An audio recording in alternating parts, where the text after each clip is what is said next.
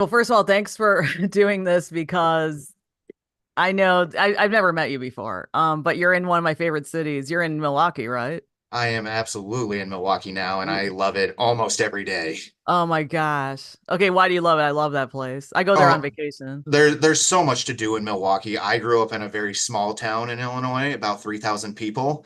So when I got to move to Milwaukee with my wife about 10 or 11 years ago now, there's just stuff to do 24/7. The winters are cold, the winters can be brutal, but once summer comes around, festival every night, we got the lake right here, and there's always something going on. Plus, it's a great news and sports city, so that helps me a lot.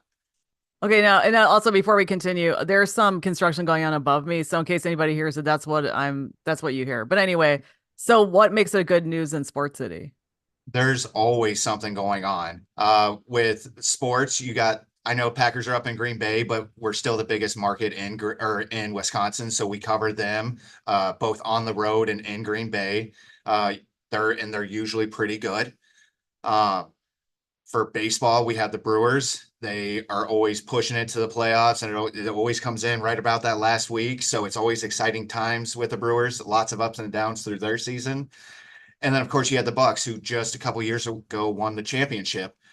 So being able to be a part of that, being out in what they call the Deer District and seeing all the people flood the streets and traveling to Atlanta, traveling to different cities.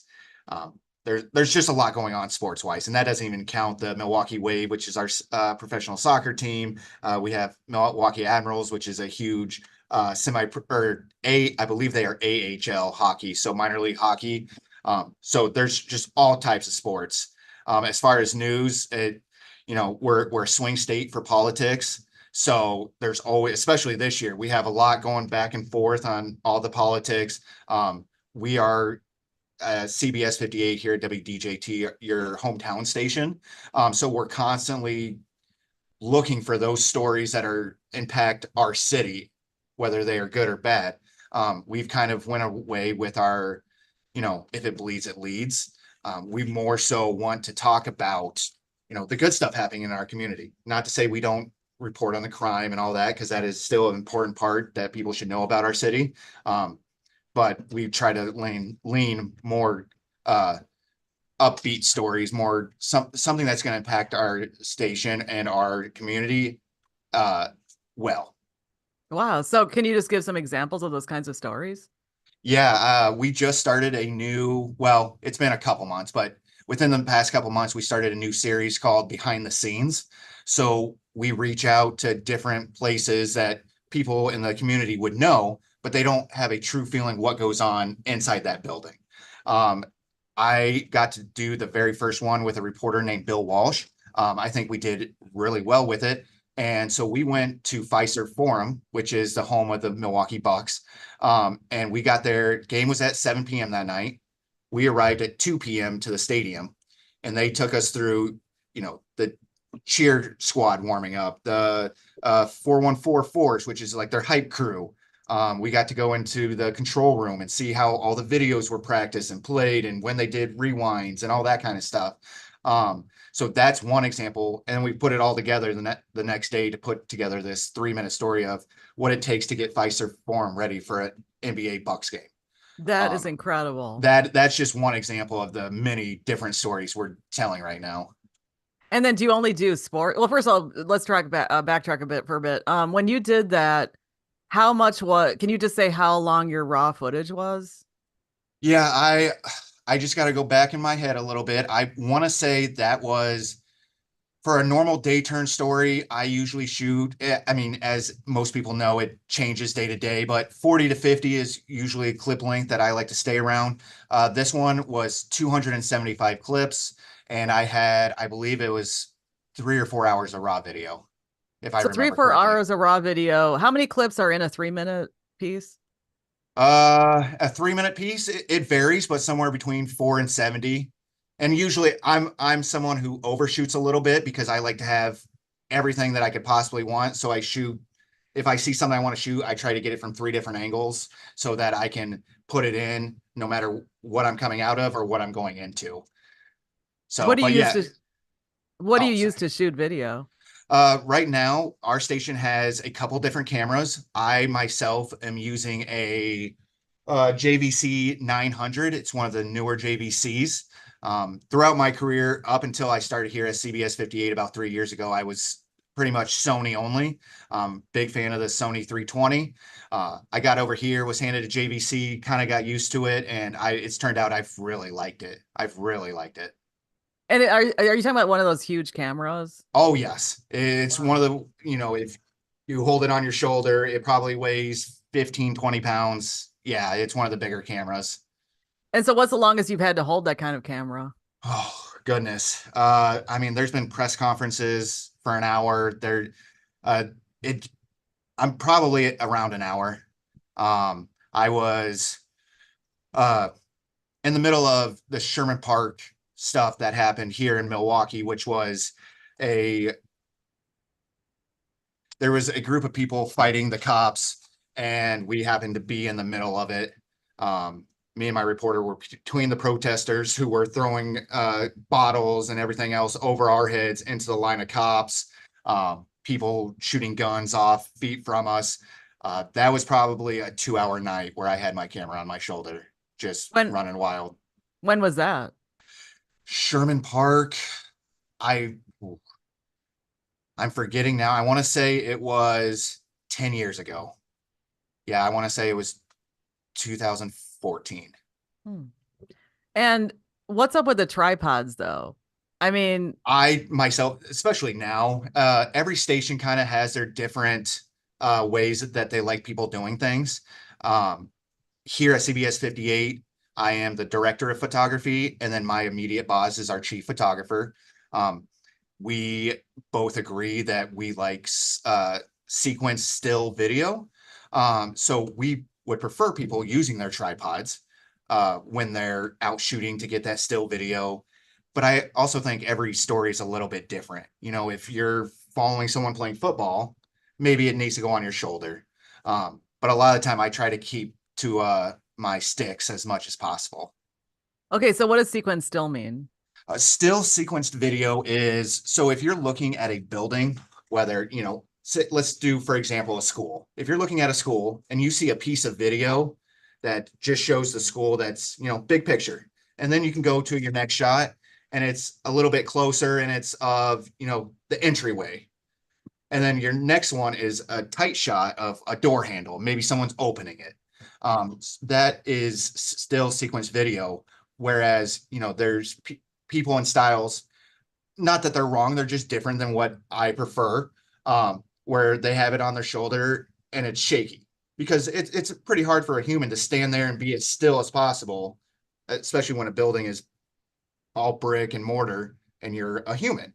So if you have it just on your shoulder, you're going to have a little bit of like you're moving, almost like a cell phone. If you're walking around talking on your cell phone, it kind of looks like that. So we prefer just to be for us, it looks more polished and clean to do it that way.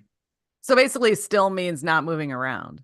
Correct. And I mean, it all depends on the story. You could have a story where people are walking all over and you kind of follow them here and there. But if you do it on your tripod, following those people, that pan is going to be more crisp than if you're trying on the shoulder and you're up and down and you're breathing. So it's just more steady. But Okay. there's going to be times where people are, scratching a record and you can see their hands going in and out of frame. It's MPPA style, which is National Press Photographers Association. And that's for me and my immediate boss. That's what we consider the gold standard of video storytelling. Wait, I'm sorry. What's MPPA standard? Okay, like you can tell I'm not a photojournalist. So what No, is no that? worries at all. That is, again, like I said, that's for us. We feel the gold standard of video storytelling. MPPA stands for National Press Photographers Association. Um, there's, you have to pay to become a member. Our station in particular pays for our photojournalists to become members because we believe so highly in it. They have a quarterly contest where every 3 months you have different categories, whether it's breaking news, spot news, feature with no time limit, 24-hour feature, just different categories that you submit the stuff that you've done. And then all those that get submitted within those different regions, because there's, I believe, 3 or 4 regions, and within there you have top in general. So like the top 10 or top 6 of the stations in your area for storytelling are in there, and you compete against whatever category you're in. Another station will judge those stories, and you get points banked on how you race or how you placed. And then at the end of the year, whoever has the most points is the top station for best of photojournalism, and they get to move up. It's so with us, we just got second and station of the year overall. But as far as quarterly clip goes, we were number 1 in our quarterly clip. So we will be moving from the general section to the top section and be competing against some of the top storytelling stations in the nation, such as CARE up in Minneapolis, WFAA down in Dallas.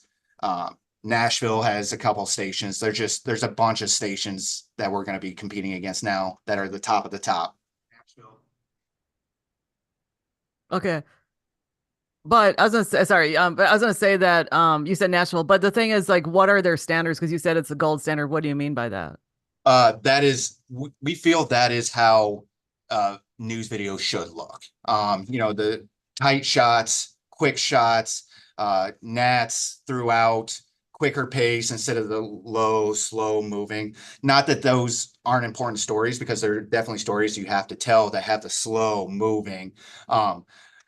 But MPPA is just it's a standard, I guess. That's the way we look at it. That's the standard, and it's just, for me personally, that's what I grew up watching and looking at, and so that's how I see everything when I'm looking at stories. Okay.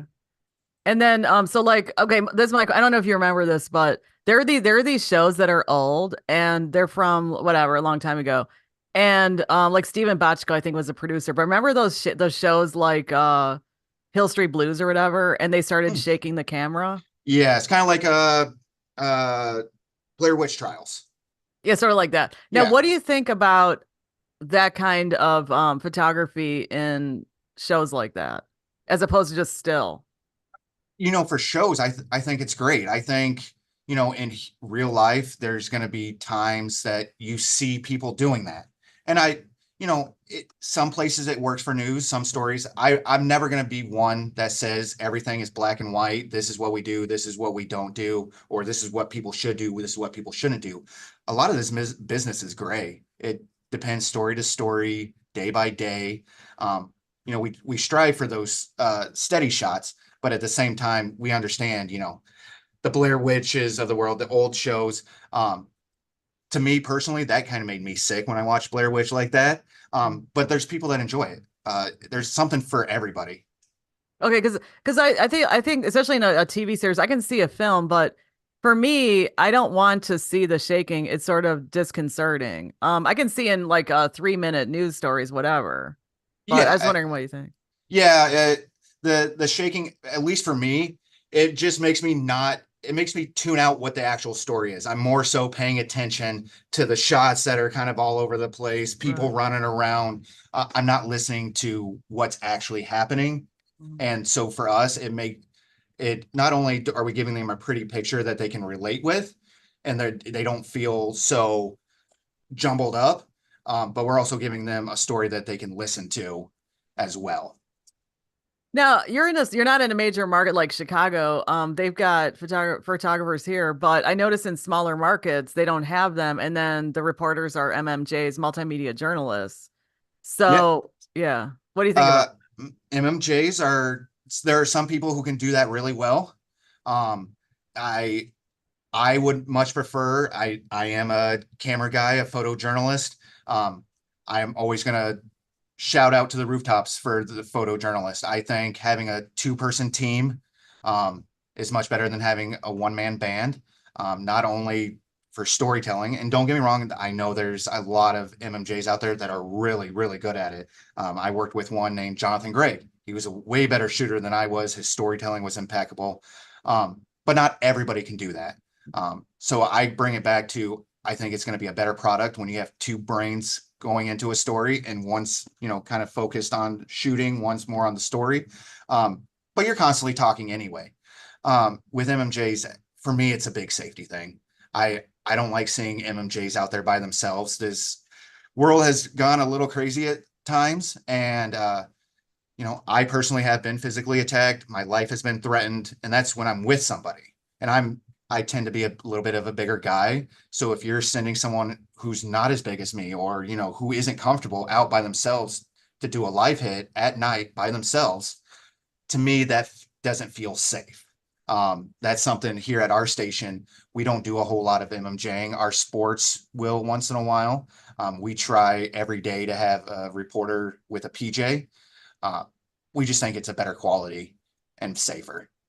Well, can you share the kinds of threats you've gotten? Because the reason why I'm asking is because I think a lot of people think this is made up stuff. And actually, I did work with somebody a long time ago. He was an engineer, and he said he seriously felt terrified at certain things he went to, and the people were surrounding him and these other people, and he's like just working in the background. But can you share what happened? Yeah, it's happened a couple times. The first time that I remember really being physically attacked, I was at a scene here in Milwaukee. It was late at night, probably 9 or 10 o'clock at night. Call came in. There was two guys walking around just shooting their guns randomly. A bullet went into a house and struck a kid who was watching TV, and that kid passed away. Oh my Um, gosh. it's a terrible story.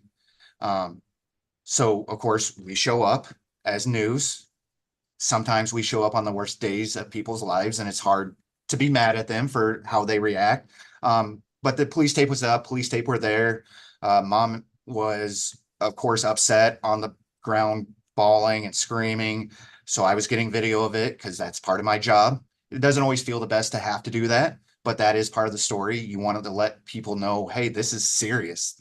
And she wasn't happy that the camera was on her. I had the camera on the tripod right in front of me, and I had actually just 3 days earlier gone back because I had my gallbladder taken out.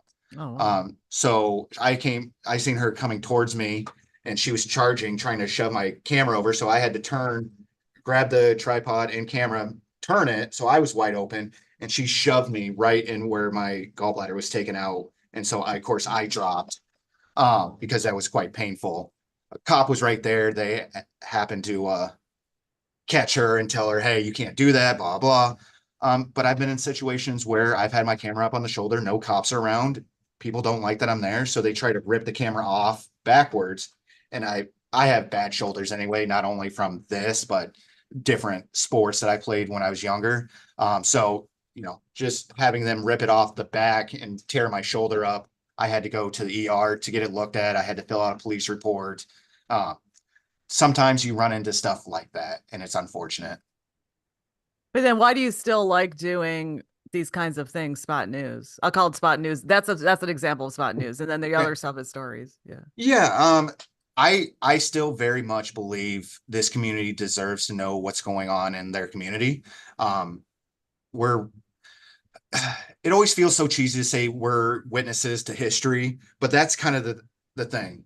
I have been in these protests. I have been at uh, NBA championship games. I have got to cover DNCs. Um, I've got to share with our community things that are happening and that affect us together. For me, that's kind of why I want to stay in news. Uh, Even though, there's some bad apples out there, just like anything else. Yeah. And also, now back to the MMJ. I just want to say, like, my opinion about MMJ. I think that it's not the MMJ's fault they're in that position. I think it's Yeah. the company's fault. And it's obviously not your station, but it's other stations because they don't want to pay for photographers. So, and people are constantly complaining that they can't get people to work for TV stations. Okay, well, start hiring photographers and then people can do their reporting job. Yep, and I want to second that. MMJs, yes, accept the job, but at some of those smaller markets, and now it's creeping up into the bigger markets too. A lot of stations don't. I won't say don't, but what I have seen don't have a lot, if any, actual photographers on staff. The company chooses to do MMJs over two-man crews. Right. So I support two-man crews because I never worked in TV, but I've talked to people in TV at this point. And yes, please, companies hire the photographers, and then you'll be able to find more people to work for your station. Until then, you're not really going to get anybody because people are complaining across the country they can't find people. Yep, it hits us too. not to the same degree, I would say, but because smaller markets are going away from MMJs. Now the bigger markets that don't use MMJs and do use photographers are struggling to find photographers with experience. Mhm. Um, which we've brought in a couple of people who don't have a ton of experience, and that's where I come in. I really help coach and teach these younger people coming in. Hey, here's what we're aiming for. Here's how you get there. And we do monthly critiques just to get there. But if there's more options, we wouldn't have to wait so long to get somebody with some experience, in Okay, my so speak opinion. right. Now speaking of experience, what is your experience? Because the reason why I'm talking to you is because you have an Illinois connection. So what's your Illinois connection? I actually went to college in Illinois. I graduated from Western Illinois University. My very first job outside of college was Tulsa, Oklahoma. I was there for 10 months. I got offered a position back in Illinois in Springfield. I took that position not only to, kind of beef up my resume because it was kind of a side step, a little bit less money, a little bit smaller market, but it was more sports, which is what I kind of wanted to do. Plus, it was closer to family and my at then time girlfriend. So I made the decision to move back to Illinois, spend some time. That's where my family is. That's where my then girlfriend friends. So I wanted to be a little bit closer to home. I was there about 6 months. It wasn't a good fit for me personally. Um, so I reached out, and I've been in the business 16 months at that point, and I just applied in Milwaukee, even though I was not qualified by any means. I was just like, you know what? Here's my tape. They can tell me no if they want. I ended up getting a interview, went and sat down with the chief, ended up getting hired, and I've been up here ever since. I was with that station in Milwaukee for 7 years. And then 3 years ago, I came to the station that I'm at now, the CBS 58. All right, so let's go back to Illinois. So you went to Illinois, but I thought didn't you work at the station in Illinois? No, I'm not talking about Springfield. I'm talking about another one. I worked for the radio station for the college, and then I also was an anchor, reporter, producer for the college TV station that we had.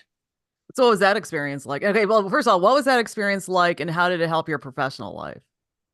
It helped me beyond what I can even say. At Western Illinois, I believe they have one of the best programs that I've seen. I know a lot of people talk about Minnesota or Missouri and a couple Arizona State. I haven't seen those firsthand, so I'm not going to talk about those. I'm sure they are fantastic. I know people who have come out of those programs, but Western gave me a real hands-on experience. I was turning packages in college. I was producing rundowns for a 30-minute show. I was a news anchor, a sports anchor. I got to test my hands at a little bit of everything and figure out what I actually liked. But they weren't all easygoing classes. Like, yes, you learned, but we had professors that also during summer worked at TV stations. So it wasn't this old, outdated information that you were getting. You were getting stuff that was happening in this day and age. Um, so you just got to have all that hands-on experience and that guidance from professors who had been in the business for a while. And that for me was just the best I could have thought of. Wow, that's great. And then so how did it help when you went to professional? Were there any gaps that you had to fill in? There was some gaps. You get used to, in the news business is a 24/7 business. So you can work around the clock. My very first schedule, I was working uh Wednesday through Sunday or Wednesday through Monday, Thursday through Monday. I'm sorry. I had off Tuesday and Wednesday. Working night side, so 2 to 10:30. And if there's something big going on, you just kind of have to stay. And that's, it's not always great. It's not always butterflies and rainbows, just like any other job. Um, but the work that I'm doing, I feel proud of. So that's kind of why I stay with it. But the biggest thing for me was lighting. Lighting was a big thing. I know we touched about it on college or in college, but it wasn't until I actually got into the profession that I was like, oh, I got to step my game up. So I had to work with my chief at that point and really understand what goes on with that. Um, and now through the years, really just grinding deep into everything. It's a deep surface level in college. And then once you get out into the field, you hit everything hard and really get that real world experience. Okay, so let's talk about lighting. So I am so into lighting. Like when I watch a TV show or movie, I look at the lighting. And also, I notice that if I'm in fluorescent lights, I don't look as good. I'm very vain, so I want to look because some people will be like, "Wait, you look different." Like, yeah, because the lighting. And of course, now I've got the 17th century Dutch thing going on because I don't want that circle light. I also don't have I don't have room. I live in a one bedroom. I'm in my bedroom, so you know what I mean. I see Yeah, like lighting's a big deal. lighting is a But very big deal. okay, so tell me like what are some tips that you learn about lighting? My go-to for lighting is, as long as you have the ability to do it, do 3-point lighting with, you have your main cam, you got a fill cam, and then a backlight. The importance of that backlight is to really separate your subject from that background. You don't want them to just kind of look flat against the wall, almost like a flat Stanley, if you remember those from back in the day. Yeah. But you really want to separate your subject from the background, but also with your different lighting, you don't want to just throw all the light on them. You want to make sure you can see, the curvature and the creases. Maybe they have some bags, or maybe they just have, it's a little different tone over here. You just really want to set it off to make sure you're showing someone in the best light that you can. And sorry for that pun. I didn't mean for that to slip out. Oh no, that's fine.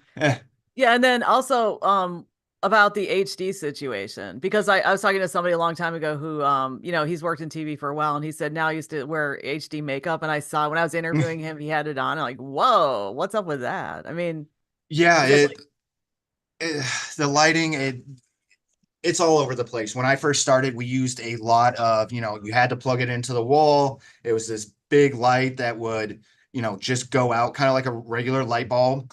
Um, you couldn't dim it, you couldn't turn it up. It was one color, it was one brightness, and you'd have to either move it away, you'd have to physically do all the, like, add colors or gels to make to change the color of it.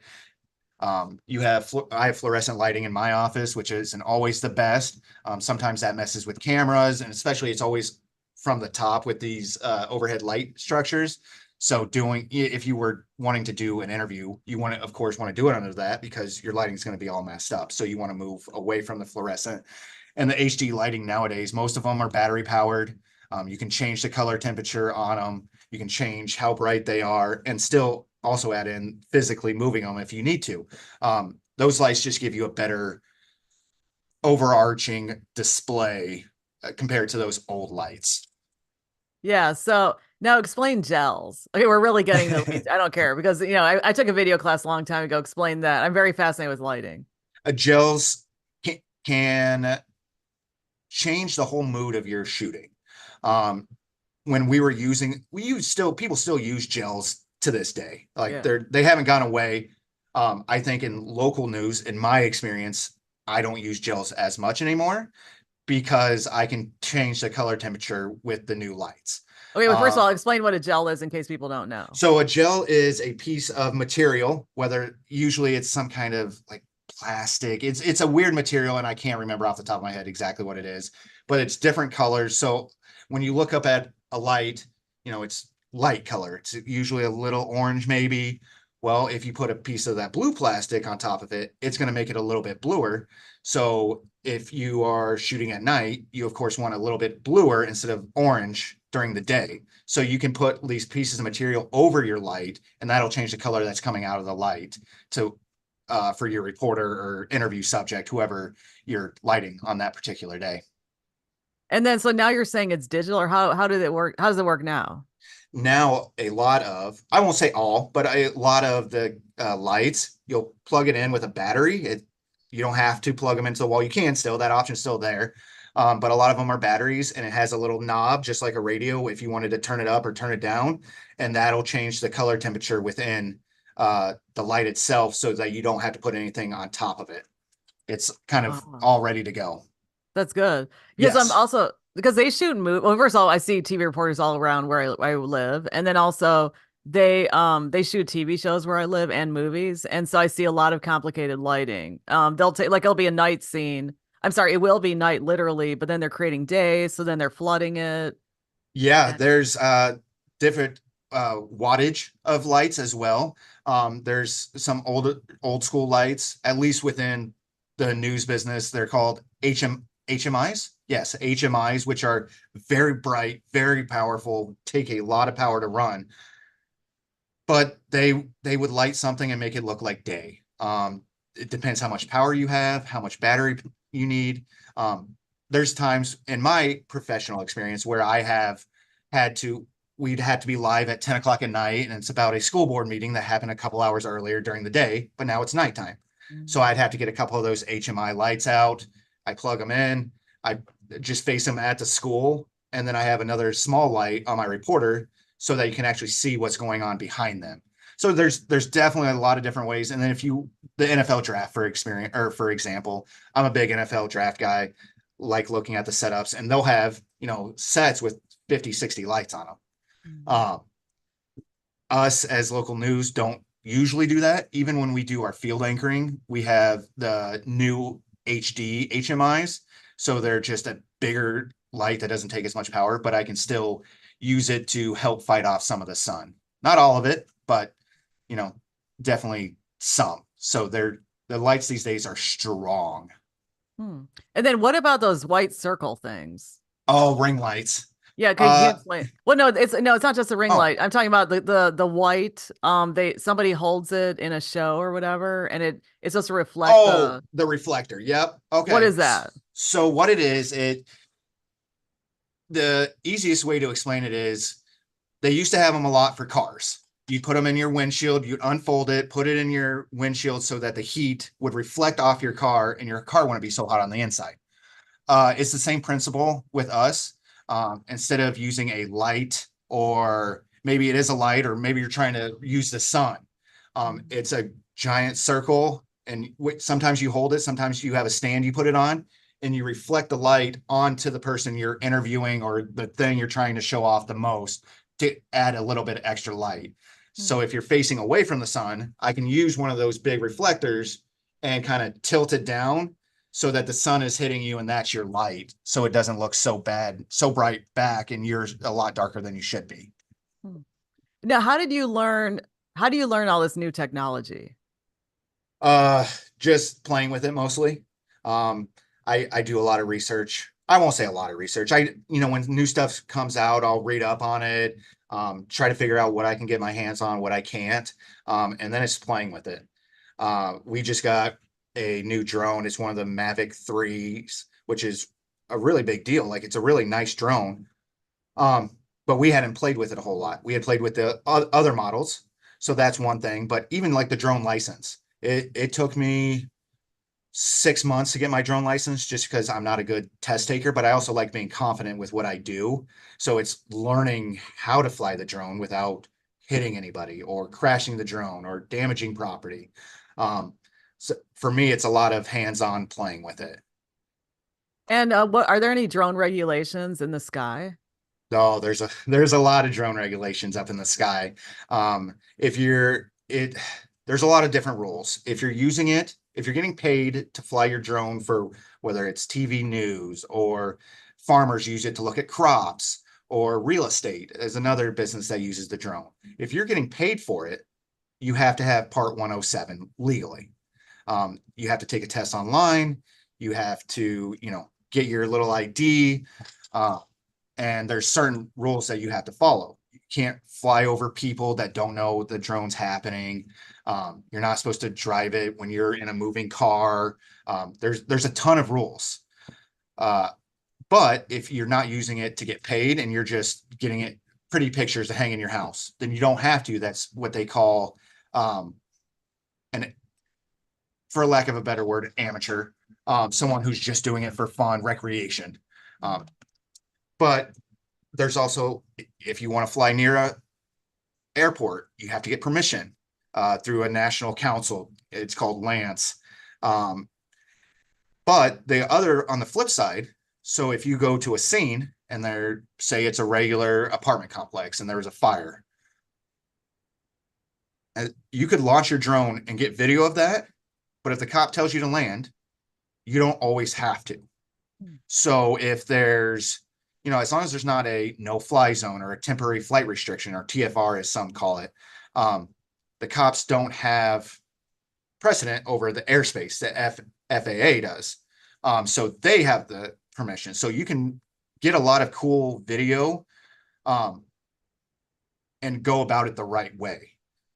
You just got to know, which is comes back to one of my big not hobbies, but one of my big interests is broadcasting law and ethics, because not everybody knows everything that everybody can do, and nor should you, because that's a lot of stuff to know. But if you know what you're allowed to do, then you can tell that officer or whoever it may be, I actually have the legal right to be here. Here's why. And it depends, is the story worth it? You know, if the mayor got shot, yeah, we're probably doing everything we can to get information and figure everything out. If there was a car accident where nobody went to the hospital, yeah, I'm probably not going to be arguing with a police officer trying to get more access, because it's just nobody was hurt. There's a million crashes every day. It's just not that big of a story. What also brings in the freedom of the press issue, because sometimes people say, no, okay, like here's an example. Well, sometimes you take pictures of something, they'll say, no, you can't take these pictures. Like, I'm out on the street, or something. You can talk Yeah, to someone. No, you can't talk. Well, I've got the right to talk, First Amendment. So, I mean, does that come up too, that issue? absolutely. I won't say there's a lot of times that I'm arguing with cops, but there's definitely times in my career where I've had arguments with police officers because they don't actually know the correct law. Um, if there's police tape up, no, you're not supposed to pass that. But if you're on somebody's porch and they invited you to be on that porch, cops can't make you leave. Um, because you're an invited guest of that property. There's just a bunch of different, not workarounds, but laws in effect. Like you were saying, shooting from the street. You can shoot if there's a house on a corner and you're on the sidewalk and there's a big bay window and they're doing something in front of that big bay window, you can shoot it all you want legally. Ethically, that's where the, gray kind of comes in, whether you should Yeah. or shouldn't. Um, I believe if there's a strong purpose for it, a news purpose or, legal purpose, then yes, absolutely. Should we just be shooting into random people's homes for no reason just to get random people at home? No, I don't believe so. Um, but you're allowed to. And a lot of people don't understand that we are allowed to do that. So there's a lot of things that we are allowed to do. It's what we choose to do and what we choose not to do is where the ethics come in. Yeah. And that's why some people hate the media, because it's too intrusive. People perceive it as too intrusive. So now another thing is, when you go out, do you always bring a drone? Like, what do you bring with you? Depends on the shoot.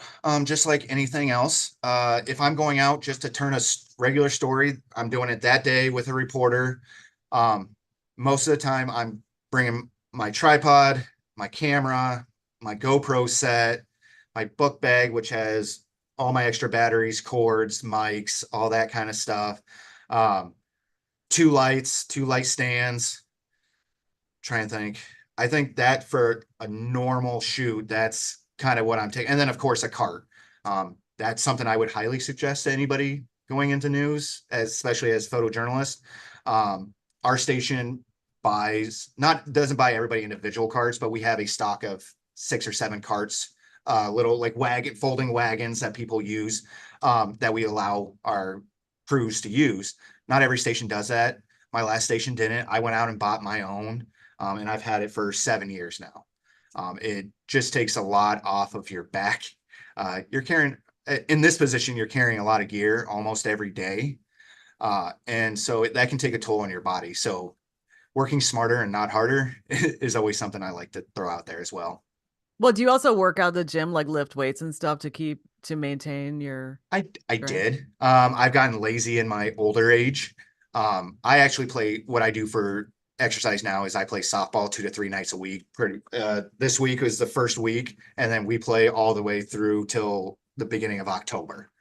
Hmm. So yes, I do other physical stuff to try to keep myself in shape. But going to the gym and running, that's just not me anymore because I played football through college. So I did that stuff day in and day out and kind of got tired of it, even though I probably should. Okay, I have a lot of respect for student athletes and just athletes in general because it's so rigorous. Can you tell me what it was like to play college football?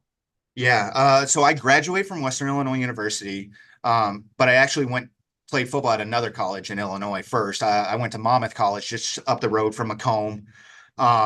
Played football there for a couple of years, and it, you know, it was tough. A lot's expected out of you. You're on your own for the first time, mostly, trying to fit in with this program and also have fun and do classes. And it's just something to get used to. I believe everybody has it in them to be able to do that.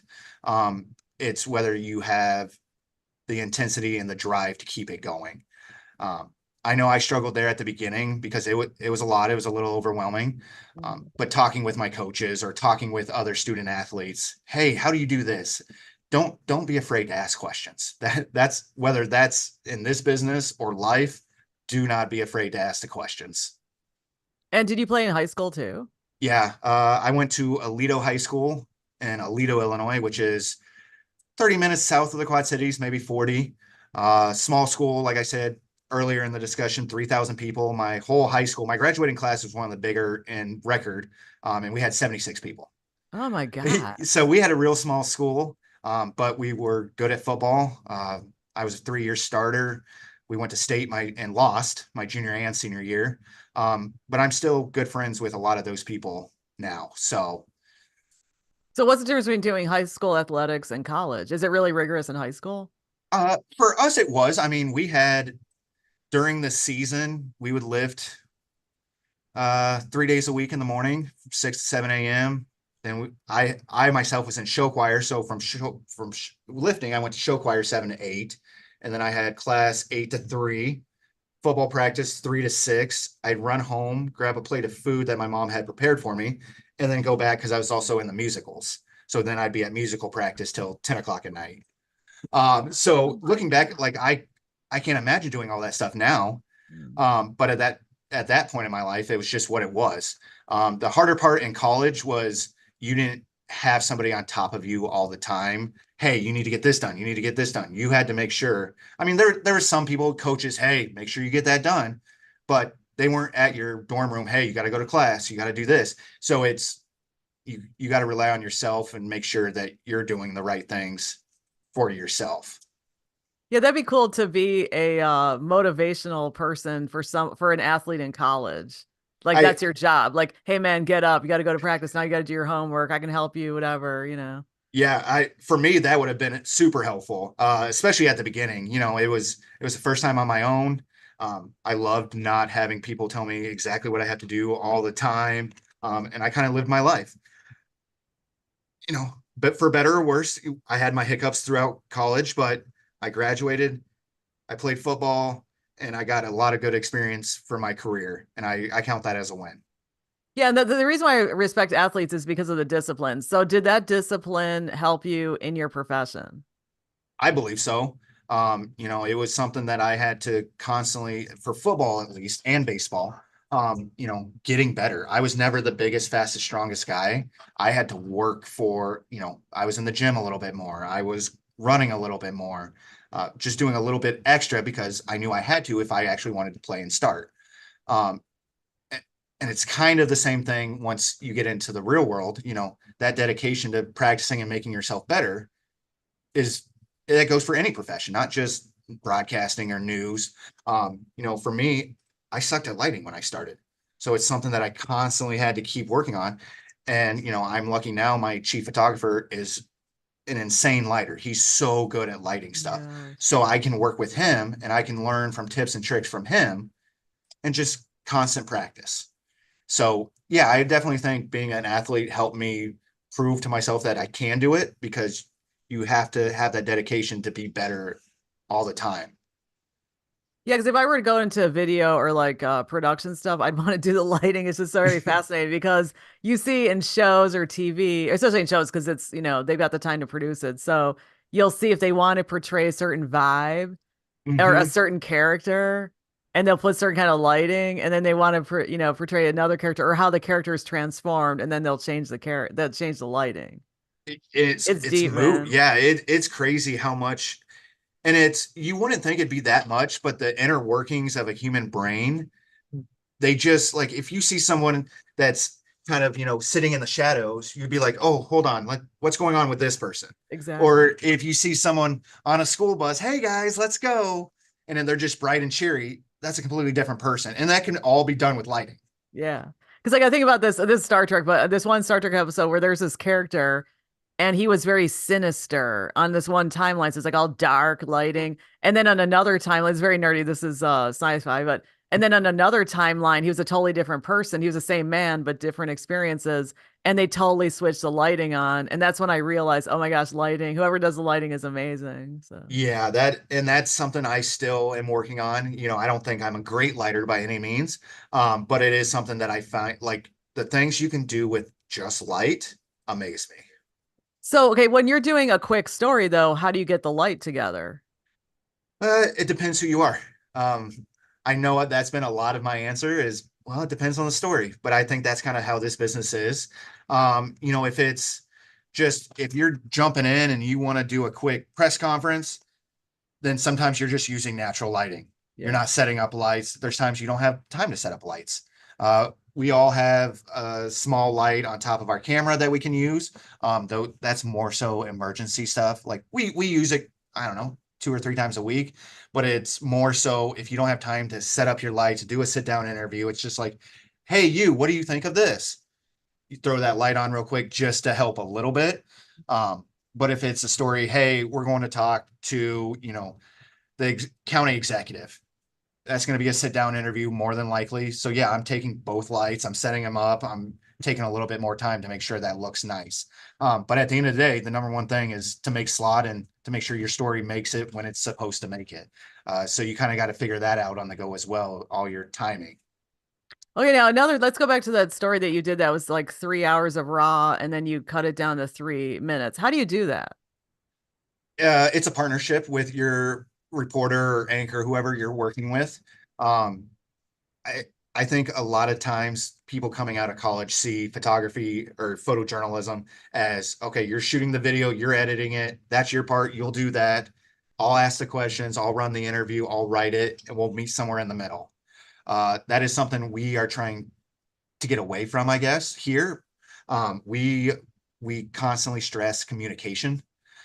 We want them talking about the story all the way through the day, uh, because you know things change Yeah. minute by minute sometimes. And you go in with an idea of okay, this is how we want to do it. Well, if that doesn't work, okay, you got to think on the fly of how to change it. And you get back, so you both have an idea of how you want the story to come together, and they'll write it. They'll hand me a script. We'll go over it together. Hey, just looking at it, this kind of sounds repetitive sometimes. This might be a little too much. You lay it out. When we first laid that story out, it was 6 minutes long. Mm. So we had to go back and cut it down and figure out what the most important stuff was and meet with, everybody has a different opinion and different view on things. So on one section, I said, hey, we really don't have great video to cover this section. I know it's a cool little tidbit, but it just doesn't quite work. Can we take that out? Yeah. Yeah, that'll work. But can we add this on this different subject? Yeah, we can change that around. So it's that constant communication and constant partnership with the reporter anchor that you're working with that day. And do you have to have that rundown of the time code, like, point oh 0.06 do, or how are you doing that? So reporters usually will take care of that for us. One of the first things they do once we get done shooting a story is they'll come back to the station, or if it's on a laptop out on the field, they load the video in and they just listen to the interview.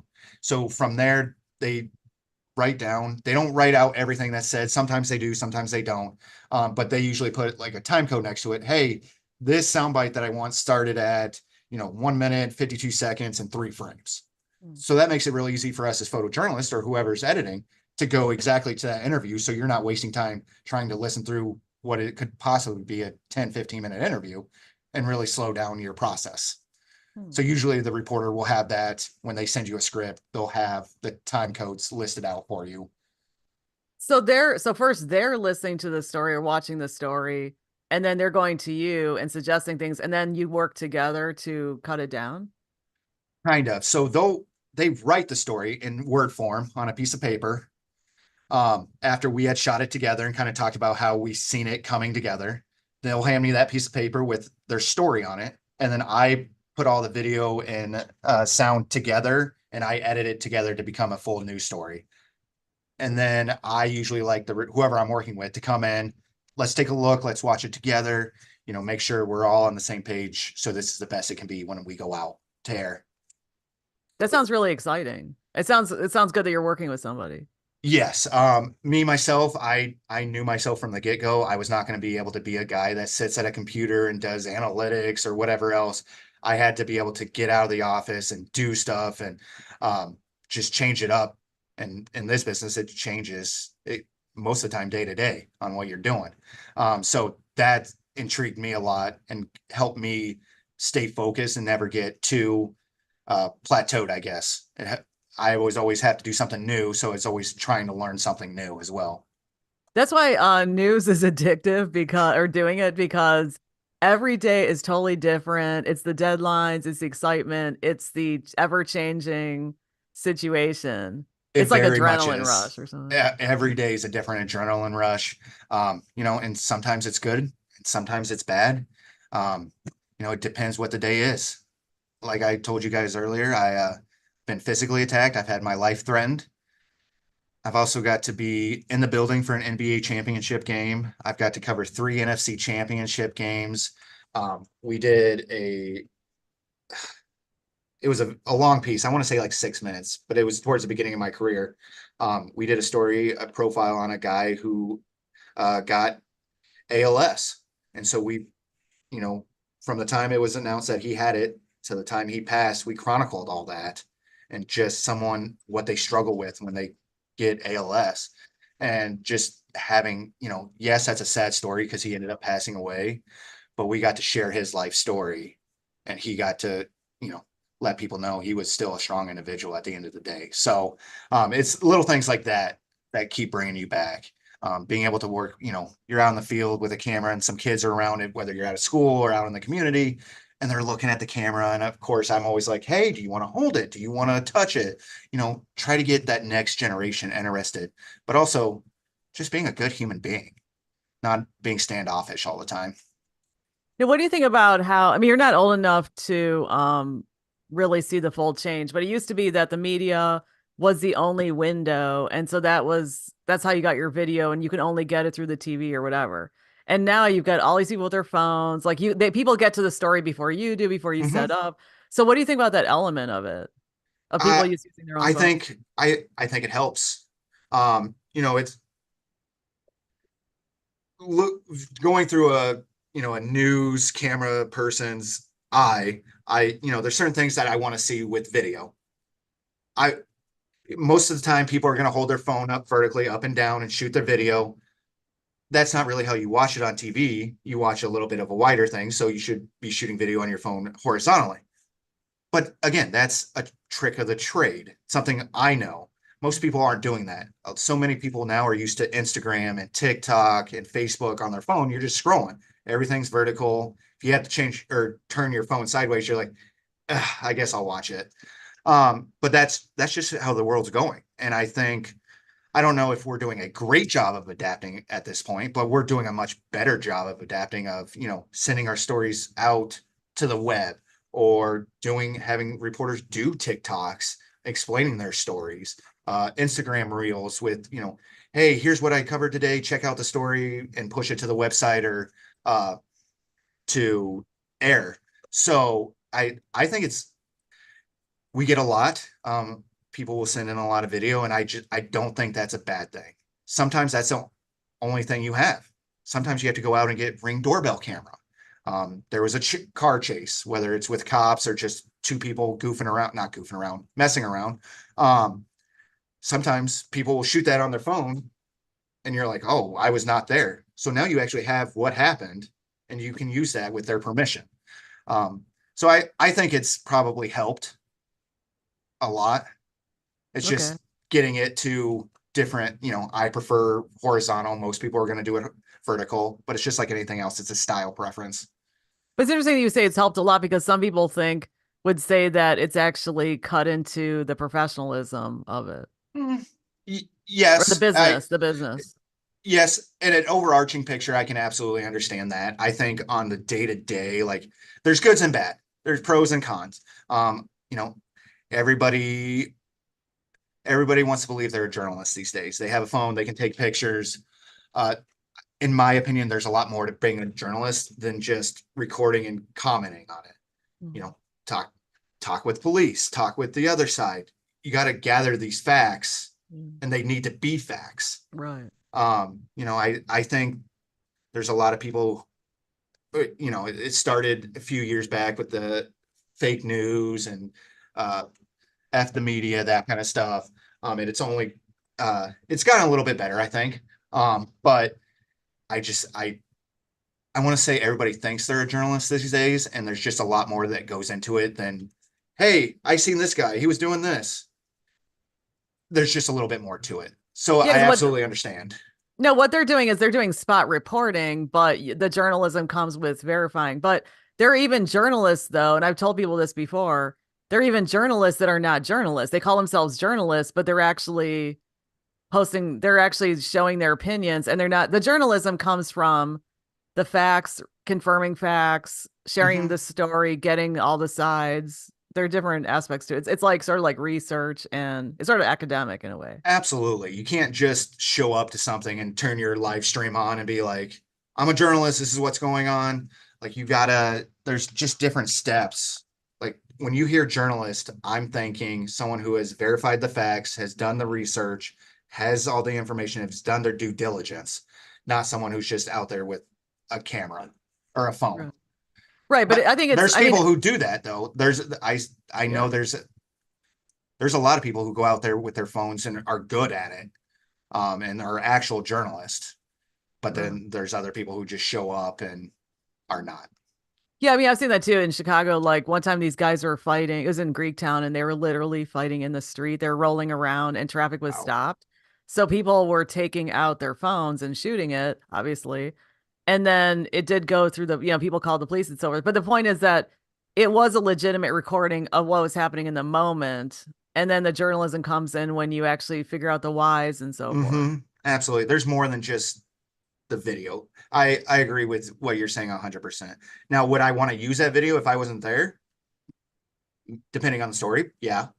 And I think that's where it's nice that everybody does shoot a little bit of video. Yes, it can get annoying and people can get in your face and act like they're, you know, trapping you. But that's just not what it is. Okay, another thing I'm thinking about is also photo bombing. Okay, so we have a lot of here because, people are out taking pictures. That's photo bombing. But what about video bombing? How do you guys deal with that? Uh, Good and bad sometimes. It depends. Like if I'm up doing a live shot and we're at a Packers game inside in the atrium, and people are jumping in the back and like, "Woo, go Brewers!" and like number one, it's part of the story. People are happy to be there. If people are too close to us, if they are touching us, there's going to be an issue. I'm going to have to ask you to stop. Um, I'm going to try to put myself between the reporter and that person just to kind of stop. Um, Luck of the draw sometimes. You hope I've been spit on. He came up, he was trying to get in the shot, didn't like that I asked him to leave, spit on me, and then left. So I called the cops. Cops came. Um, but it just depends. As long as you're not flipping off the camera or saying words that are not airable, I'm okay with it, especially if it's, Ryder Cup sports event. If it's a story about someone who died, got brutally murdered, then yeah, you shouldn't be doing that. And I'm going to try to get you to stop. But at the end of the day, I'm not going to put hands on somebody to make them stop. I can only ask so much.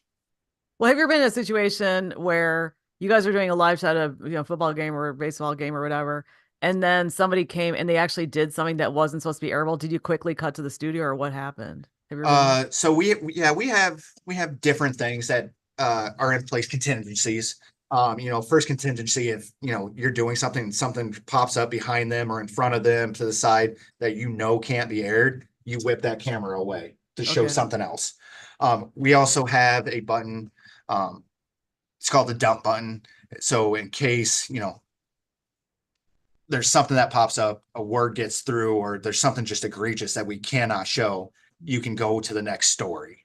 You Okay. can dump right out of it. And radio, I believe in radio, they have that too, where you can hit the button and it'll bleep out or dump. Dump button. Yeah. Oh, you Yeah. guys, so So, you guys have a TV. What's the delay in TV? uh, depending on where you're at, it can be anywhere from 1 second to 20 from with what you send. And then I can't remember exactly how long the actual delay is from us sending it out to it actually airing, but it's the same concept as a dump button. Okay. And then also, no, this is another thing. This is very technical, but for years, the people would be in the studio and then they would throw it to the reporter on the scene and there'd be a delay. And they're like this. Yes, da da da. And then recently I saw a story and there was no delay. So what's up with that delay? Why is there a delay between the studio and the reporter? Some people do it differently. Some people like, the head nodding and then get into it with a little bit of a delay. And it's tough. It's tough when you don't have all the brand new equipment. Yeah, so what is To that delay? What's So causing what it that delay? is it's a delay. So when we're out in the field, a reporter will have an IFB in or a little, earpiece so they can hear the people back at the station talking with them. Um, and they'll hear cue or go. So that's when they start talking. Well, it takes a second from that point for them to actually talk, for it to be sent through the ether and out into the world. So there's just a little bit of that delay. So it's hard sometimes to time up when a anchor who's out or in the studio says, "Hey, what are we talking about?" To have someone tell you, "Hey, we're ready to go," you to send it. There's just a lot of moving parts, and it sometimes it's really hard to time up. Unless I have a set, say our pack had a 2 second delay on it, and I put it on a fixed 2 second delay. It's going to be 2 seconds. You can time it up. A lot of the time we do what is called up to. So it's a varying, it kind of gives you a little bit of wiggle room. So your signal doesn't cut in and out. And so sometimes that can change within seconds. So a lot of time it's 1.3, 1.5, but just trying to get that exact time up is a tough deal. Okay. Well, the other day, I forgot what station it was, but the other day they totally synced it up because they said, you know, Laura, what's going on there? And then immediately she started immediately talking. Like, that's the first time in my life I've seen that so quick. So, And some reporters I've known have been able to time it out themselves so they know, hey, I can actually start talking a little bit earlier. That again, that's not what you probably should be doing, because you should right. wait for your producer, that kind of stuff. There's a bunch of logistics that go into it, but some people have found out that if they jump it a little bit, they can time it better. So it's all about timing, really. Now about getting it. Well, first of all, you mentioned earlier that a place wasn't good fit. You don't have to get in the details about why, but what happens? How can somebody know if a place is not a good fit, and what should they do about it? For And what is me, a good fit? What does a good fit mean? a good fit for me is somewhere where I'm not dreading going to work every day, Yeah. where I don't get worked up about stuff every day, whether it's, you feel like it's a bad decision, or, you express your concerns and nobody listens to you.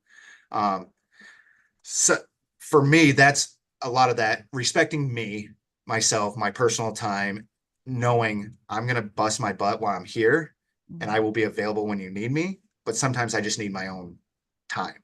Mhm. Um, because like I said at the beginning, this is a 24/7 business. There's Yeah. going to be times where you're asked to work sometime that you would never consider working or think that's your shift. You might have to work outside of your shift. And by might, more than likely one time in your career, you will. Um, but as with Springfield, I didn't get along with the news director, the assistant news director. I did not agree with some of the moves that were made, a couple of things were handled, and that was me being young as well. There's definitely ways to go about it, to voice your concerns, and I would absolutely suggest, hey, talk with your manager. Hey, these are my concerns. This is why I'm feeling upset, or just letting them know you're overwhelmed. Hey, I'm overwhelmed. This is why. Here's a solution I think might help. Uh, talking with your managers, that kind of stuff.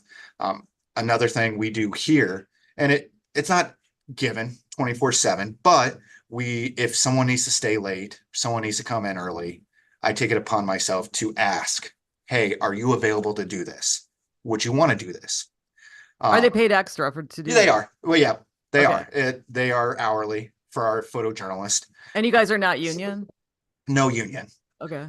So if we need stories at 7 a.m. and our PJ doesn't come in until 8, we'll ask, hey, does anybody want to come in early, swing their shift so you're working 7 to 3 instead of 8 to 5 or whatever it may be. Um, and most of the time we let them decide if they want to or if they can. Hmm. If we go through all the available people that are eligible to do that and everybody says no, it's just something that I've started doing because I felt like it was the most fair way. Is I have like a bingo caller. Everybody's name who's eligible goes in there, including mine. Um, and my bosses, you've rolled a spinner and you just pick one out because there's stories, and I know it's not always great, but there's times where you have to come in and you have to get this story done early, and that's just the way it is sometimes. Mhm. Um, I don't like having to make people miss stuff or bring stuff in, but there's ways about going about it, and I think this is one of the fairer ways. And I've talked with the photojournalists out there, and they like it. So we've only had to do it a handful of times. Usually somebody will step up, whether they want the overtime or they want a different schedule. Somebody usually will step up, but if not, then it has to be filled some way. And I just tried to find the best way to do that. And they get paid overtime. They do get paid overtime. Yes. Okay. And well, that's also the nature of news because, like you said, I mean, there are people who are, I mean, even in print media, they're just always with the stories, and it's just the nature of it. So people have to, like, if you want a 9 to 5 job, don't go into journalism, basically. Correct. My schedule is 8:30 to 4:30. I almost never work that schedule. I'm in a little bit of a different spot. I'm coming in a little bit early with the management stuff. But even at my last station, there was a time where I worked from 11 a.m. to 6 p.m., but we had a show at 6 p.m. So 4 out of 5 days, I was probably live at 6. So I wasn't getting home till 7, 8 o'clock at night, even though I was technically done at 6. And that's something that goes into this business. And you don't always have to be happy about it, but you have to understand it is coming. Yeah. And then also another thing is, can you explain the GoPro situation? Using GoPro. Because if you got your regular camera, what are you using the GoPro for? GoPro, you can get a lot of different angles. A lot of the cameras that we use are some of the bigger cameras, so they don't always fit in tight spaces. The GoPro allows you to get those angles. Just a couple examples for me. One of the stories I did last year was about this restaurant. They were doing restaurant week, so we're talking about a specific restaurant, how busy they get, what goes into that. So I took my GoPro, set it in the fridge, closed the door, and at some point he walked over, grabbed a bowl of dough out of it, and closed the door. You would never be able to get that shot with a regular camera. So it just it's another tool you can put in your toolbox that really helps getting a different angle, whether it's, you can put it up high. I've seen people uh, drill into a bowling ball and place a GoPro in there and then bowl. And that's how they got their video of strikes and all that kind of stuff. There's just a bunch of different stuff that you can do with a GoPro that you can't do with a big camera. And And then, at least our shop, everybody is assigned a GoPro. I know it's not that way at every shop, but all of our PJs here are assigned their own GoPro, so they have it on them at all times. because I was watching a DJ on Twitch live streaming, and he doesn't like GoPro, and I don't know, are there any issues with it? I mean, is GoPro still the standard? I, I would like to think so. Okay. I mean, there's a lot more of the DSLRs coming on the scene now. Okay. So a lot of those are being used. I know some of our guys and girls use them. That's a camera we don't provide, but it's something they have on their own that they like to use within stories. So that gives them yet another tool to use. Um, but yeah, GoPro and DSLR and the big camera are the three main ones and drone now. So the four that we still use a lot of. And don't get me wrong, there's some issues with GoPro, like, if you light up an interview and you have it looking all good on your normal camera and you go to use a GoPro, well, sometimes it's going to be a little overblown or not the right color temperature. So you can either change it there, you can change it in post. So there's some kinks with GoPros here and there, but for the most part, I would love everybody to have one on staff. Yeah. So are you recommending people go into the business? Are you recommending that they get a GoPro as part of their toolkit? What I will say is that I strongly believe that if this is something you want to do freelancing on the side, absolutely. If you are just going to be working for a news station, I have always felt that if a station wants you to have something, they should provide it for you. You should not be forced to buy anything if you don't want to. Okay. I think GoPro is a magnificent tool for storytelling and news gathering, and I think it helps. And not, I've worked at the three other stations I've worked at have had GoPros that you can check out and grab. So it's not like they didn't have them. It's just every photog here has their own because that's something we wanted to make an investment in. Hmm. And then also, what do you use to edit video? Here we use Edius. It's a non-linear editing program. It wasn't until right before I left my last station they switched to Edius, but through college, through my first couple stations that I edited at, it was all Final Cut. Had a lot of experience with Final Cut, loved Final Cut a lot. Um, but now that I'm used to Edius, it if you know one program, you should be able to edit slightly on almost any of the other programs because they're all very similar. It's just different hotkeys, different places, that kind of stuff. But nonlinear editing is nonlinear editing. Yeah, because I was going to say also that let's say somebody knows a certain program well, like Final Cut Pro, for instance, but then they go to a shop that uses Edius, for instance. I mean, is that a strike against them if they don't know Edius? At least for us, it's not. It's always a plus if you know the system we're on. But no, one of our training, we have kind of scaled back, not scaled back, our training have slowed it down a little bit. Um, you know, at the stations I had worked at previously, I got a week, maybe a week and a half to train, and then you were out the door. We needed you out the door. Mhm. We try to take a little bit longer here at CBS 58, me and my chief. We work with people, and sometimes I think the newest guy we just hired, this is his third week, and next week he'll finally be going out and being full go. So we space it out. We really make sure, like the first 4 days he was with us, I was just giving him stories to edit. I walked him through the program. I talked about, this is kind of the basics. Now play with it. For me, and I always like to ask our new people who come in, are you more of a hands-on or are you more of a listener? Hmm. Because me personally, I'm more of a hands-on. If I just sit here and listen to you, I'm never going to understand. I'm going to have to do it. So I try to meet them where they're at to help them learn a little bit easier. Hmm. And then also, what do you do for audio? How do you capture good audio? Because a long time ago, somebody told me the key to good video is audio. You definitely want good audio. You want good video, you want good audio. We use microphones. We have a stick microphone, which is like if you see a reporter out there and it has their station on it, that's called a stick mic. And then you have other microphones called lavaliers or lav for short. Um, those have a little box, just a little tiny box. You turn it on. Usually somebody throws it in their pocket. They'll run the microphone up their shirt. You clip it right here on a collar, and it picks up straight from their mouth. You use them differently in different situations. But that lav mic I use a lot because not only am I trying to get sound from the reporter and the interview, but I'm also trying to get natural sound. So just last week I did a story. It's about just nature. Every Sunday we do a show called the CBS 58 Sunday mornings, which is kind of like the CBS national mornings. But we have a moment in Wisconsin. So all it is it's a minute 30 and it's just all nature sounds and nature pictures. We want to get away from the people. So it was a little bit windy. So I got a leaf framed up and I hung my lav mic just above it. We got a big gust and you heard that little frail leaf scatter away. And that's going to be so much better. Someone's actually going to perk up and listen to that instead of, if you just kind of hear it through a shotgun mic on your camera. Hmm.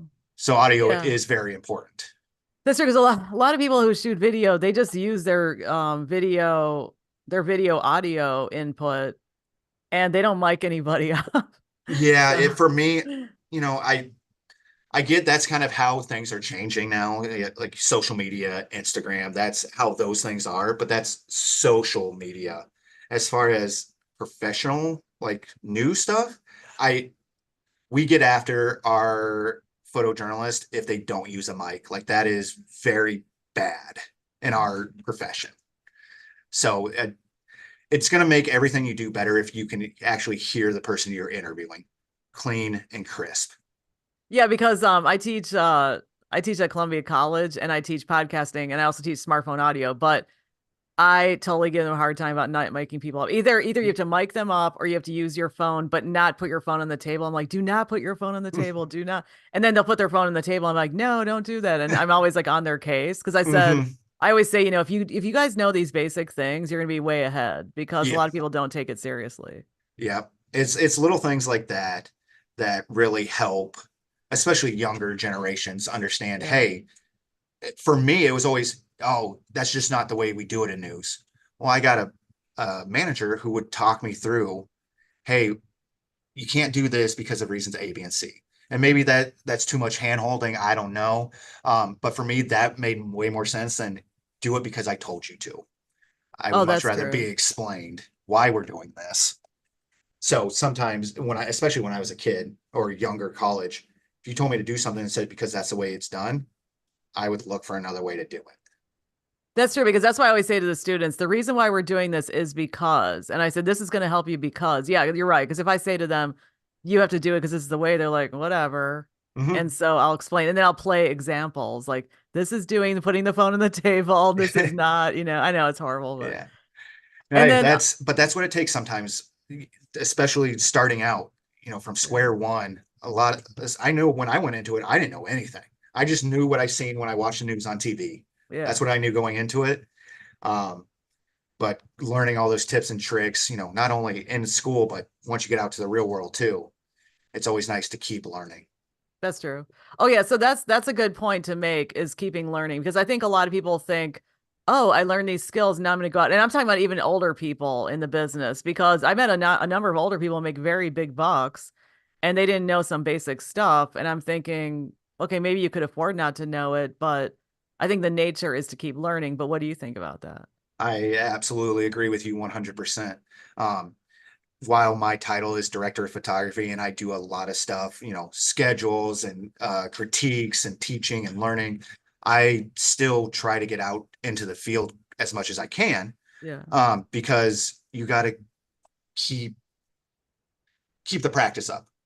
Once you stop practicing, once you stop trying to learn, it's just going to go downhill, or you're going to plateau, and everything's going to pass you by. This is not a business where you want to be passed by. It's constantly changing, even from the time I started 10 years ago to the time now. Like when I first started, we were using all plug-in stuff, live trucks with the giant mast you had to do, um, just all that stuff. And now everything's run by batteries. I have a backpack that I have a live stream on. Drones weren't there when I first started, and it's only been 10 years, but there's still, all this learning, new technology comes out, new ways of doing things. Just keeping an eye on how other people are doing things so that you don't fall behind. Yeah, and what's it like to be director of photography versus just working somewhere? So it depends on the station. So at the last three stations I was at, we didn't have a director of photography. We only had the chief, and he took care of everything. Um, when I was hired here, it was a new position, and I was told that they wanted to make a bigger emphasis on the photographers, photojournalist. Um, just having two people help run this department is a little bit easier than having one. So my chief, he's fantastic, one of the best shooters I've ever seen. He still loves shooting, so he goes out and shoots a lot. He's doing scheduling. He's taking care of a lot of the administrative big picture stuff. I'm more on that day to day where I'm helping, with critiques and them coming in, we're talking about stories. But then I got to go out too. So it just depends on the station you're at. It feels like in this day and age, this position is almost a luxury. I think it's important to have two people, Of course, it's important. but See, what we're calling luxury, same with the radio side. What they call luxury is actually a necessity. yes, it's a money. thing at the end of the day, Exactly. right? So Exactly. I just think, and even from, so I started here 3 years ago. My chief started here 2.5 years ago. In that time, when I started, nobody knew anything about MPPA. To Which is the now, standards, right? Or what is right, that? which is what we consider the standard national standards. Um, and to now where we just won quarterly station of the year and we were runner up for best of photojournalism station of the year. And that's the second place we got was there's only two sections. So we were we were top two out of the country for our section. For the quarterly, I think there's six and we placed first. So now we're going to be competing against those big stations like I was talking about earlier. So that's just being able to work with them so closely on a day-to-day basis. We have grown, we have gotten better. And the biggest thing is the photojournalists here have really just bought in to what Jerry and I are selling. Wow. And so do you think that photographers should join the MPPA? Yes, 100%. I still to this day believe that MPPA is the gold standard of video storytelling. Um, that is what I like to live by. I'm not saying the other styles aren't important. Don't do them. I don't want to be that guy because there's a ton of different styles. There's a ton of different ways of going about these. That's me and my boss Jerry. That's how we see it. That's the standard for us, and for a lot of great photojournalism markets around the country. So that's what we try to live by. Uh, it's not, you don't have to do it. It's not something that's absolutely necessary to get a job anywhere, or any of that. I think it helps because you can also go in and look at all the stories people submitted. So you can watch other people's stories and really get a gain on how did they do that? And then you can reach out to them. You know who shot it, you know who did it. So you can reach out and be like, hey, I really like this thing you did in this story. How did you do that? Um, a lot of people joke that we steal other people's ideas, but it's a lot of learning from them. You're not stealing their idea. How did they do it? You figured it out. You used it, and it looked good. Using using and learning from other photographers or other people in the business has always been one of my go-tos as well.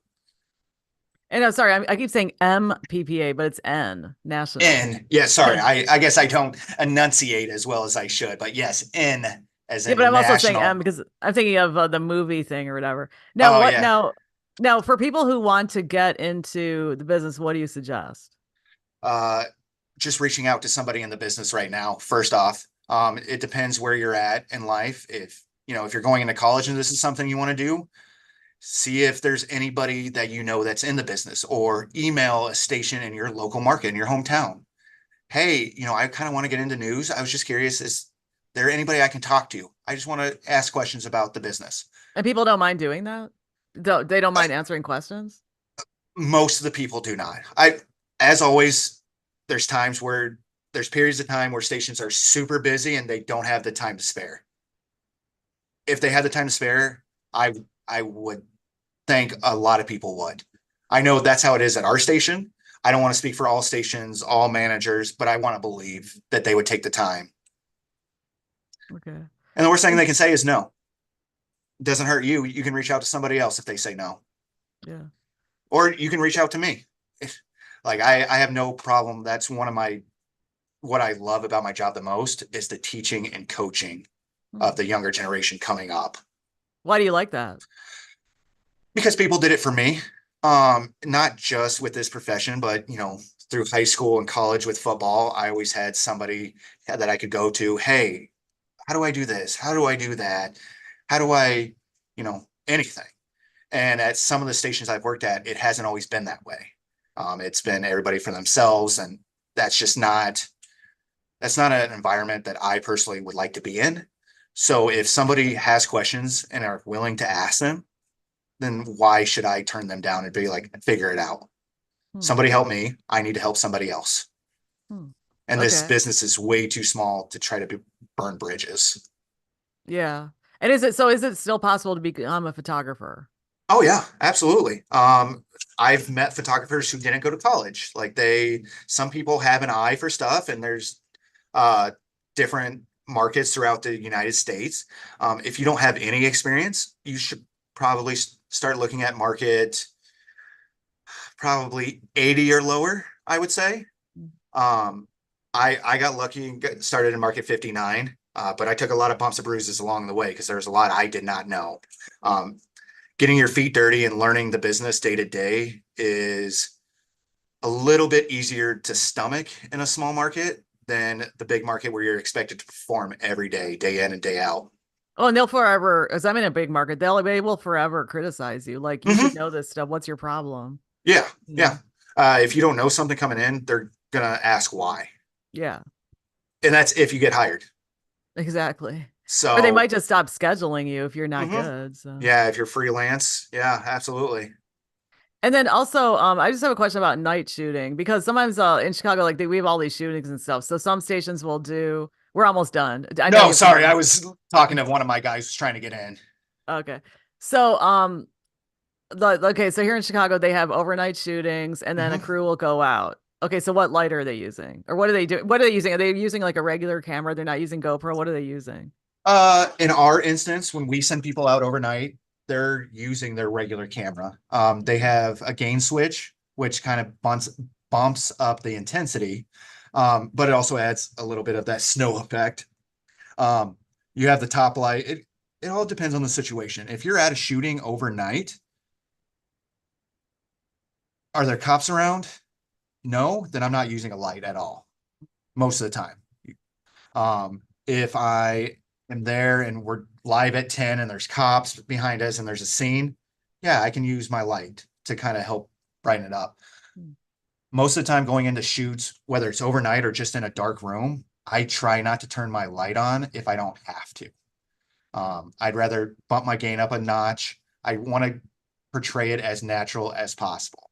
Because Okay. sometimes when you turn your top light on, there's different top lights and you can see a circle of light and everything else is wonky. So it's just different ways of doing things. And I personally would prefer all natural compared to throwing a light on if I don't have to. Okay. Now, so anything else you want to tell people now that we've talked for an hour and a half? Uh, don't don't be afraid to speak for yourself. When I first got in the business, there's a lot of, or not a lot of things. There's a couple things that, I didn't agree with. And sometimes you just have to ask, hey, why do we do this? It can come off sometimes a little annoying. Um, but if you don't know and you wanting to learn, keep asking the question. Ask for what you want. Worst thing people can say is no. Okay. And then also, oh yeah, anything else? That's good. Okay. And also another thing is, do you think that people should have a YouTube or a Vimeo as their Yes. portfolio? I do. I think for me personally, I know the way of the past was you made a reel, you send it in, you looked at 3 minutes and couldn't be over, can't be 5, 10 minutes. People stop paying attention. Um, for me, I really don't get me wrong, a reel is never bad. But for me personally, I have a YouTube page that I upload every one of the stories I do.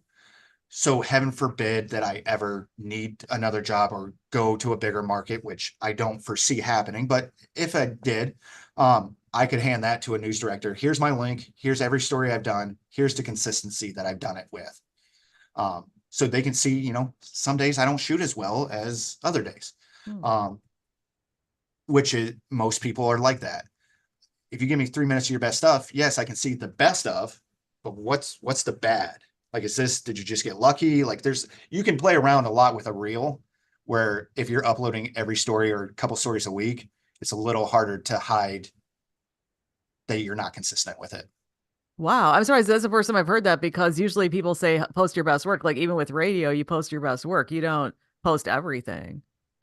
And that's what I do personally. I still think a lot of people are going the real route, just because it's almost simpler. So you're not trying to upload all these stories all the time. But for me, the way I look at it is if you're showing me the consistency day in and day out, I'm going to accept that a lot better than uh, 3 minutes of your best over 10 years. Hmm. Okay, that's interesting. That's the first time I've heard that. Um, And yeah. I was just And gonna say then, Jerry usually does a lot of our hiring, and then I talk with them and look at their reels and that kind of stuff. So I'm not making the final decision on hiring. I just have a little bit of a say. oh yeah, that's another thing is some people claim this. I've seen this in radio. Some people claim they have skills and then they get in and they don't. So does that, how do you make sure that people are not lying? Uh, sometimes you got to go with your gut and trust them. So you don't give them Um, a test like, hey, I want you to shoot this thing or whatever. Not usually. I have not heard of that. I think I've heard of that in radio, coming in and doing a reading, and I'm sure they kind of do some of that stuff with anchors and reporters on camera, like reading. But as far as camera people go, um, not usually. We look at a reel or their YouTube page, Vimeo page, um, and then we talk with them. We ask them a bunch of questions to kind of make sure they know what they're talking about. Um, and see if they fit in with our culture and that kind of stuff. But other than that, there's not a true test. I guess the test would be how good their real or the communication is. And if they lie to us, there's usually a waiting period, like the first 60 days, first 30 days. I can't remember if we have one or not here, but I know that's at other stations. There are definitely a period where if you get in and you have lied and don't know what you're doing, you just get shuffled right on out Yeah, if they're because not willing to work with you. yeah, the radio side is one thing to talk on the air, but people will lie about their editing abilities and Hmm. they'll lie about if they know a program or something. Because I work with these people and I'm thinking, oh my gosh, they don't know how to do anything. And they just lied on their resume, lied in their interview. They actually worked with a group of people, but they weren't the editor, things like that.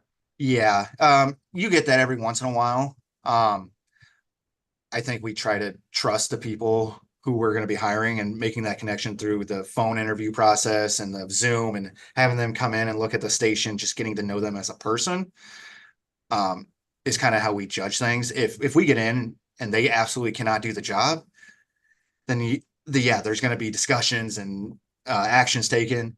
But if they're just bad, then we try to, as long as they know what they're doing for the most part and just need to get better, that's where I come in, the coaching and the helping. But if they just straight up lied and have no clue, I we haven't ran into that, so I don't know what we would do. Okay. And then another thing is you just talk about fitting in the culture. What do you mean by that? If they fit the culture? So we have a culture here where we really want to care about people's personal times. We want to care about people as a whole. So there's not a lot of yelling that gets done here. Yeah, among managers and among groups, we even in PJs and reporters, there's days where you get angry and you might have it out a little bit, but that's any job. For the most part, we don't want people condescending, talking down to people. We just want you to be a good human. And we don't always get that with people. So we want to make sure, hey, are you going to come in, bust your butt? Are you going to be a good newsroom citizen? You'll hear that a lot in this business, picking up after yourself.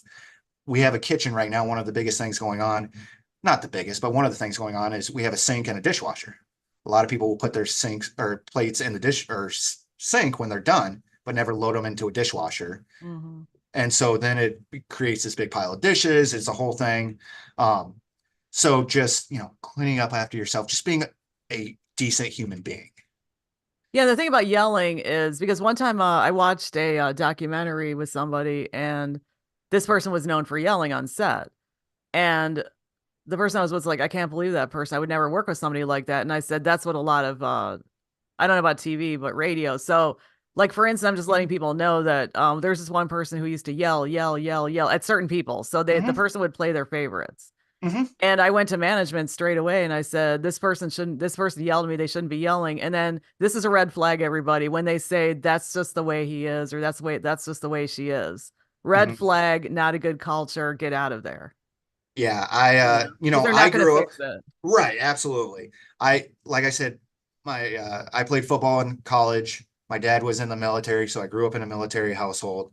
I was used to being yelled at, Yeah. hey, you need to have your butt in position, all that kind of stuff.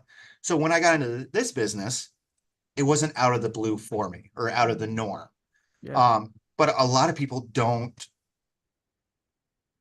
nor should they, expect to be yelled at every day. Exactly. I'm talking about every day. I'm not talking about like, Yeah. you know how news situations are when you Yeah. guys have a tight deadline And it's like, did the guy die? We're going to go on. Did the guy die? Yeah, you're Okay. gonna have That's that. different. But yelling every day, Yeah. I've had those bosses. You just, and then sometimes you just start tuning it out, and that's not good either. No. So yeah, it's just having a culture. It's one of those things. I will say this day in and day out with the station I'm at now. Yes, we have our issues just like any other station. It's not puppies and rainbows every single day. I don't think any job is. Um, but I know coming in, I'm going to be heard. I am going to be listened to, and people are going to take my ideas. So to me, that's not just getting shot down. It's a place that I want to be, and probably the best station I've ever worked at, Mm-hmm. just because they respect our personal time, they respect our opinions, and you just don't always get that everywhere you go. No. And also, plus, you're in Milwaukee, which is a wonderful place. That's like Right. one place I would live outside of my place, Chicago. Oh yeah, Love and it. my wife's from Chicago, so we make it down there quite a bit too. But I still like Milwaukee a lot. My wife's actually from Chicago. Like she grew up in the city, went to Lane Tech, so but she also loves Milwaukee. So we're here for a while. Yeah, it's rare for somebody to actually be from the city. Very rare. Yeah, I noticed that a lot in college when I'd have people from Chicago land area come down, and they're like, "Oh, we're from Chicago." Okay, we're out in Chicago, Naperville. Oh, Right. that's not really Chicago No. or the Chicagoland area for that matter. It's Chicagoland. But another thing that people say is they'll say, I'm from the South Side. I'm like, oh, where'd you grow up? What high school did you go to? Oh, no, we moved when I was 3. Okay, then you're not from the South Side. You're from the Right. suburbs. Like, that's Yeah. another thing. Yeah. So, but overall, yes, I think you need a little bit of a thick skin for this business starting out because there's going to, you have deadlines, you have stuff that has to be completed by those deadlines. You have a lot of different things going at a lot of different times. There's going to be flare ups where people get angry or you get angry. If you ever say something that you don't mean, something comes out in the heat of the moment. We shouldn't be trying to do those anyway. Sometimes they slip. Make sure you go back and talk to that person afterwards, after the heat of the moment, maybe the next day. Hey, I shouldn't have said that, or I shouldn't have said it this way. I'm sorry, I overreacted because of A, B, and C, and let them know, hey, I messed up. If you mess up at all, just let them know, hey, Yeah. I messed up. I'm sorry. Here's how I plan on fixing it. And it's just like any of our gear. If someone came in and said, hey, I dropped this while I was doing this and it broke, I can understand that and respect that a lot more than me finding out through one of our engineers that a camera got broke and it's now, or dropped and broke, and we have no idea why. Mhm. Own up to it. Yeah, it sucks. We're all going to make mistakes. I know that it sounds like I'm teaching, children, but in this business, you're going to make mistakes. Things are going to happen. I just made a mistake last week. I ingested something wrong. Video got deleted. I had to go reshoot it. Things happen. Make sure you learn from them and don't make them a consistent thing. Well, That's no, one of the biggest things. no, you're not talking to children. This is why, because people get into the business, and I'm talking about even the entertainment business, and there are a lot of things going on, and they feel pressure to go along with it. And so they lie, they omit information, they receive abuse. And people have got to say, no, that's okay, speak up. And if you're working in an environment where you can't speak up about certain things, or you can't say, hey, I broke this. Okay, let's say that somebody broke a piece of equipment, and then everybody gets on their case and they're verbally abusive and they call you an effing whatever, then you know right there that then it's not safe anymore, because then people will start to lie or omit information to Mm-hmm. save themselves, and it becomes a toxic situation. Absolutely. So, I always tell the guys and girls that work underneath me, if you have an issue with anything, so me and my boss share an office, treat our office like a safe space. If even if you just want to come in and you just need to vent, I'm here for it. If you have a question or you don't agree with something, let me know. Let's talk about it. Um, it it very much, I don't want it to be do this because I said so. I don't, I grew up with a lot of that and I hated every minute of it. And I don't think that's fair to people as an individual. okay, now in the same time, I know I'm bringing up these negative examples, but I've lived through them. Okay, then at the same time, there are people who say what you do, and what they do is they file away what you tell them, and then they use it against you later. There's some very sadistic people out there. There Ask are. around. I'm not going to name anybody, but if you ask around, you'll find out what I'm talking about. And so also people have to be wise about, does Who this you person really trust. mean it? Exactly, who you trust, You right? got to absolutely, even if you're just venting to a Yeah. coworker, there's people who absolutely will use that information against you. So you got to be careful with who you trust, who you vent to. Um, I I myself am a big venter. I believe in venting 100%. I don't want people to keep it bottled up and just explode. Um, I want people to come talk to me if they're upset. Uh, but I've also been in situations where I've been upset and I've voiced my opinion around the wrong person, and they either went and told on me or used it against me in some Yep. way. But that can be any business. That's not just Exactly. our business. That's not just, the Yeah. gardening business. That's just life. You got to know who you can actually trust. And it's not always the easiest thing to do. That's true. Yeah, and also, yeah, so just a reminder to people that be careful who you trust, but not in a cynical way. You're right, because I've had people use stuff against me like, oh my gosh, I'm so betrayed. This is horrible. I've Mm-hmm. had people yell at me. So they were like selective. They'd yell at certain people, not other people. I've had people say, hey, what's going on? Being very friendly. Then they'd use it against me. And then bosses. And then I just did through different things. So I learned that, you have to, everybody should read the book, The Asshole Survival Guide. So that's my conclusion is read the Asshole Survival Guide, please, everybody. And then you'll be able to see certain behavior and you can find a station that works for you because they're out there. They're absolutely out there. And I think one of the big things that I was real nervous about when I first started in the business, because my first job, I was there 10 months, second job, I was there 6 months. And the stigma has changed a little bit, where, if you only stay somewhere for a year, now you're a job hopper. I think that shift has begun to move where you can kind of, if something doesn't fit for you and you're miserable, leave. Yeah. There's no reason. Like our station, we're a big believer in second chances. Hmm. So we have people on staff who have messed up before in their life. But you know what? They're darn good at what they do, and they have learned from their mistakes. And we have no problem giving someone a second chance as long as they're willing to make that up. That's good. So you got a So good station plus Milwaukee equals great. I tend to think Okay. so. This used to be a station that was dead last by a lot in the ratings every single day. Now we're flowing between second and third a lot of the time.